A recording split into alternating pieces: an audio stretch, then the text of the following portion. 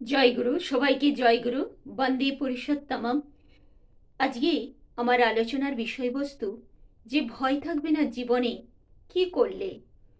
আমার আমরা সবাই, আমার শুধু কেন, আমরা সবাই কিন্তু ভবিষ্যতের চিন্তা করে ভয় পাই। বা এমন হয় বিনা কারণেই আমরা ভয় পেয়ে যাই যে আমরা ঠিক থাকবো তো, আমাদের কেউ ক্ষতি করবে না তো, আমার প্রতিবেশীরা কি করবে আমাদের সাথে, এই রকম নানা রকম দিক দিয়ে ভাবি যে ও হয়তো আমার সাথে খারাপ আচরণ করবে, আমি ভালো আছি, ঠিক আছি, ওরা ঠিক নেই। এইসব কত কিছুই আমাদের মনের মধ্যে জাগে, আর অকারণে আমরা ভয় পেয়ে যাই, সেই পরিবেশ থেকে হোক বা নানা রকম কারণ থেকে হোক। কিন্তু কি করলে আমাদের সকল দুশ্চিন্তা দূর হবে? একটা কথা আছে, আমরা প্রতিদিন প্রার্থনার সময় বলি, সাধু সঙ্গ মহি দেই অনিত পরম গুরু দাতা। তার কাছে আমরা সাধু সঙ্গ চাই। সাধু সঙ্গ মানে এমন সঙ্গ যে হচ্ছে প্রকৃত সাধু, যে মানুষের মঙ্গল করে, ভালো করে। শ্রী শ্রী ঠাকুর বললেন, অপরের মঙ্গল কামনায় নিজ মঙ্গলের প্রসূতি। আমরা আসলে ভয় পাই এই কারণে যে আমরা সেভাবে কারো হয়তো কোনো মঙ্গল করি না, হয়তো অমঙ্গলও করি না, মঙ্গলও করি না, নিরপেক্ষভাবে জীবনযাপন করি। কিন্তু এটা কি ঠিক? এটা তো ঠিক নয়। আমি যদি অপরের জন্য কিছু না করি, তাহলে অপরেই বা আমার জন্য, আমার বিপদে আপদে আমার পাশে এসে দাঁড়াবে কেন?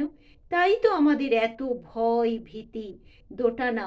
সেই একটা কথা আছে না, দশে মিলি করি কাজ, হারি জিতি নাহি লাজ। আমরা যদি সদা সর্বদা 10 জনের সাথে, 5 জনের সাথে মিলে মিশে থাকি, সবার সাথে আমরা সুখ দুঃখ ভাগ করে নিই, অন্তত সবার সাথে না হলেও শ্রী শ্রী ঠাকুর যে কথা বলেছেন বারবার, যে প্রতিবেশীর কথা বলেছেন, প্রতিবেশীকে যদি সুন্দর করে না তুলতে পারো, তুমি একা ধর্ম পালন করলে কিছুই হবে না। ধর্ম পালন তখনই সার্থকতা আসে যখন আমি আমার প্রতিবেশীকে ঠিক করতে পারবো, সেও আমার সাথে সেই ধর্ম পালন করবে। তবেই না সে আমাকে বুঝবে, তবেই না সে আমার বিপদে আপদে আমার পাশে এসে দাঁড়াবে। আমার কি চাই, কি কোনটা ভালো, কোনটা মন্দ, কোনটা করা উচিত নয়, কোনটা করা উচিত, তবেই তো সে আমাকে বুঝবে, আমাকে প্রাধান্য দেবে।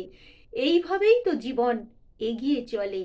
কেউ একা কখনো বাঁচতে পারে না, বাঁচাটা সম্ভব নয়। এই পৃথিবীতে বাঁচতে গেলে সবাইকে সবার উপর নির্ভর করতে হয়। সেই আমরা অর্থের অহংকার করি, আমরা শিক্ষা দীক্ষার অহংকার করি, কিন্তু ঈশ্বর কখন নিমেষে সেগুলি যে চুরমার করে দিতে পারে। যদি শরীর খারাপ এমনই হলো, হয়তো কত বিছানা ছেড়ে উঠতেই পারলাম না, তখন কিসের আমার সেই শরীরের গর্ব অহংকার? বা এমনও হয়তো ঘটনা হলো যে পৃথিবী থেকেই জীবনের মতো কাউকে চলে যেতে হলো, তাহলে অর্থের অহংকারই বা কিসের রইল? কোনো কিছুরই আমাদের অহংকার, দম্ভ, দর্প কিছুই থাকে না। বরঞ্চ আমরা সুখে, শান্তিতে, আনন্দে বাঁচতে পারি যখন আমি দেখব যে আমার প্রতিবেশী আমার কথা ভাবছে।